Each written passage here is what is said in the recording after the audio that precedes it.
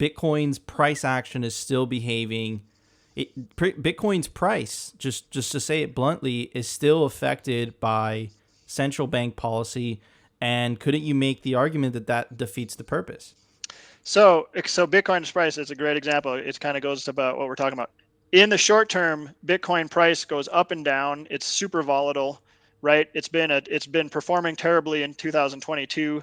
It's susceptible to the whims of this recession of liquidity. So liquidity is drying up. It's contracting throughout the world. So it's getting withdrawn from Bitcoin and basically put into the U.S. dollar. In the long run, though, right? That's what people always say: zoom out, zoom out, zoom out. Why do they say zoom out? Because if you zoom out, all it does is go up and to the right, just like monetary expansion is going up and to the right with fiat currencies. So in the long run, it's an amazing hedge against monetary inflation, against the debasement of currency and the expansion of the money supply.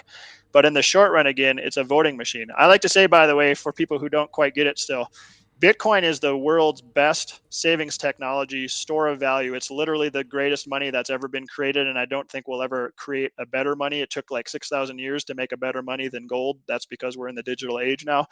Um, in the long run, that's going to be reflected in the price, and we've already seen that be reflected in the price. But in the short run, we're still in price discovery phase. Bitcoin has not even come close to achieving its value as the world's reserve currency, the world's reserve asset. We're literally at least 100-fold away from that, and so that's still going to take time to get to that point. And in the meantime, it's going to be exceedingly volatile. It's still going to be treated like a tech stock. It's still going to get treated like a crypto for people who don't understand the difference between Bitcoin and those other things.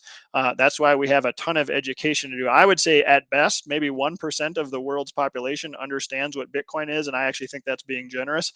So we're very, very early on the adoption phase and the understanding phase of what Bitcoin is. We still have to go through this phase of the S curve and up to here before the majority of the world is using it and understands what it is, that it's a sounder money.